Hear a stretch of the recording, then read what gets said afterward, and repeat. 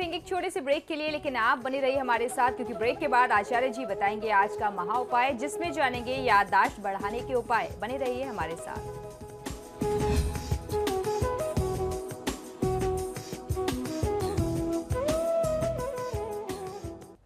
Break के बाद एक बार फिर से आपका स्वागत है। चलिए अब आचार्य जी से जान लेते हैं आज का महा उपाय। जी बिल्कुल, आज का महा उपाय बहुत ही विशेष है। अक्सर लोग हमसे कमजोर याददाश्त की शिकायत करते हैं। इसमें होता यह है कि कोई भी व्यक्ति अपनी याद करने की जो क्षमता है वो उसे खो देता है। यानी आपकी जो धारण क्षमता है, दिमाग में जो आप चीज़ें धारण करते हैं, वो आपकी क्षमता जो है कहीं ना कहीं धीरे धीरे क्षीण होने लगती है। फिर उसके बाद आप उसको भूलने लगते हैं, वह क्षमता ही आपसे खो जाती है। लोग अपना बहुमूल्य सामान रख करके, बहुमूल्य वस्तु कहीं रख करके भूल जाया करते हैं।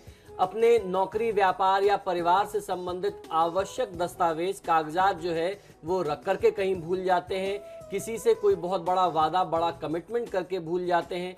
यही समस्या विद्यार्थियों के साथ सबसे अधिक होती है और उनको ही सबसे ज़्यादा इस समस्या का सामना करना पड़ता है। वो बहुत कड़ी मेहनत से जो कुछ भी पढ़ते लिखते हैं, याद करते हैं, कंठस्थ करते हैं, कुछ समय तो दिमाग में रहता है, लेकिन कुछ समय बाद बिल्कुल भी दिमाग से ब्लैंक हो जाता है। दिमाग से ये सारी चीज़ें निकल जाती हैं। उनको समझ में ही नहीं आता कि अब हमें करना क्या है। एग्जामिनेशन हॉल में बैठ करके उनके सामने सबसे बड़ी समस्या, संकट और दुविधा की स्थिति आती है। तो ऐसी समस्या के लिए जिम्मेदार कौन कौन से ग्रह हैं, आइए ये भी मैं आपको बता देता हूं। सबसे पहले ऐसी समस्या के लिए, इस कष्ट के लिए जो जिम्मेदार ग्रह है वह है बुध ग्रह। विद्या और बुद्धि का कारक और स्वामी बुध यदि पीड़ित हो जाता है किसी व्यक्ति की कुंडली में या फिर अशुभ ग्रहों द्वारा दृष्ट हो तो ऐसी समस्या जन्म लेने लगती है।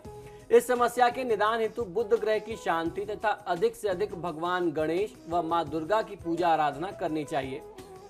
इसके साथ साथ कुछ और छोटे आपको उपाय बताता हूं। ये उपाय आपको अवश्य करना चाहिए। ये उपाय बहुत प्रभावशाली हैं और आपकी याददाश्त की क्षमता जो है वो इससे बढ़ सकती है। आपकी मेमोरी पावर बढ़ सकती है। तो आपको अपनी बुद्धि को और तीक्ष्ण बनाने के लिए और शार्प मेमोरी के लिए इन उपायों को अपने जीवन में अवश्य अपनाना चाहिए।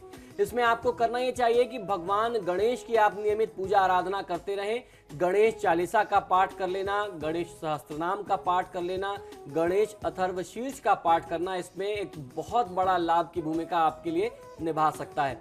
बुधवार के दिन विशेष तौर पर गणेश जी को सिंदूर और चमेली के तेल का चोला अर्पित करना चाहिए।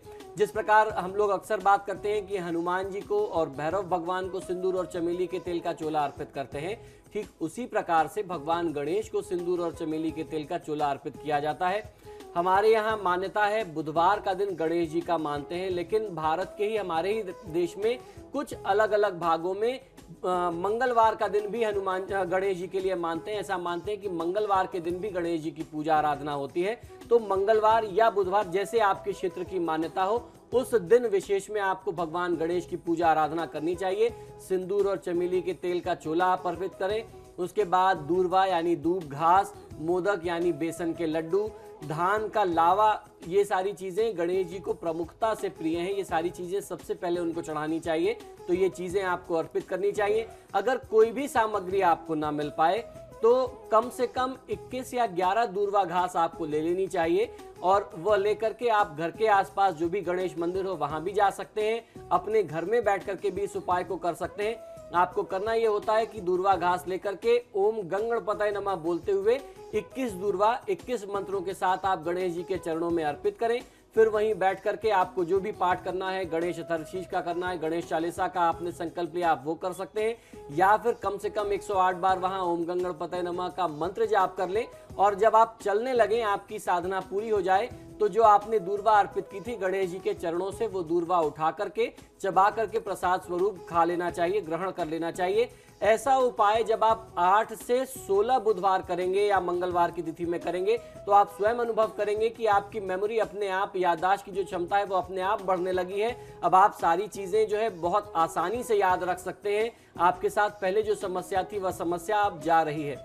इसी प्रकार इसी क्रम में गौ सेवा करना बहुत आवश्यक होता है। बुधवार के दिन खास तौर पर गाय को अपने हाथ से यदि आप गुड़ रोटी खिलाते हैं और रोटी पर देसी घी लगा करके एक टुकड़ा गुड़ के साथ देते हैं तो भी आपको बहुत अच्छा लाभ मिलता है। यदि किसी व्यक्ति के साथ ये समस्या बहुत अधिक बढ़ जाए, आपने देखा होगा कि एक समय के बाद ये समस्या बहुत बड़े रोग की स्थिति में आ जाती है। जब व्यक्ति सारी चीजें भूलने लगता है, बहुत बड़ा रोग के तौर पर ये आपके सामने आता है। कई बार आप व्यक्ति को लेकर के न्यूरो सर्जन के पास जाते हैं, लेकिन डॉक्टर इसका कोई उपाय नहीं बता पाता। ऐसे में आपको करना ये चाहिए कि बुद्ध के वैदिक मंत्रों का जाप करा करके यदि आप शांति करा लेते हैं, बुद्ध की शांति करा लेते हैं, तो आपको बहुत अच्छा फायदा मिलता है। संकष्टी गणेश चतुर्थी का व्रत आपको अवश्य कर लेना चाहिए और उसके साथ साथ हरी वस्तु का दान आपको करना चाहिए। हरी वस्तु में प्रमुखता से हरा साग, मूंग की हरी दाल, हरे वस्त्र इत्यादि जो है वह दान करने चाहिए। खासतौर पर बुधवार के दिन आपको 16 बुधवार आपको ये दान कर लेना चाहिए। और गणेश गायत्री मंत्र का भी जाप आप यदि अपने स्तर पर करते रह सकते हैं तो आपको बहुत अच्छा फायदा मिलता है।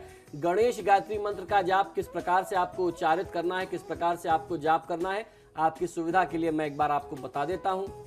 यह मंत्र इस प्रकार है: ओम एकदंताय विद्महे वक्रतुंडाय धीमहि तन्नो दंती प्रचोदयात्। गणेश गायत्री मंत्र जो है उसके 3 अलग अलग प्रकार हैं, वह 3 अलग अलग प्रकार से उच्चारित किया जाता है। तो मैंने आपको पहला प्रकार बताया है। दूसरा जो प्रकार है वह है महाकर्णाय विद्महे वक्रतुंडाय धीमहि तन्नो दंती प्रचोदयात्। ये इसका दूसरा एक स्वरूप हुआ, दूसरा प्रकार हुआ। जो इसका तीसरा स्वरूप है वह है ओम गजाननाय विद्महे वक्रतुंडाय धीमहि तन्नो दंती प्रचोदयात्। इन तीनों गणेश गायत्री मंत्रों में से किसी भी एक का आप प्रयोग कर सकते हैं। तीनों के लाभ, तीनों के प्रभाव जो है वो बिल्कुल समान है, उसमें कोई अंतर नहीं है। विद्यार्थी वर्ग को ओम गंग गणपतये नमः का कम से कम 12 बार जप अवश्य करना चाहिए।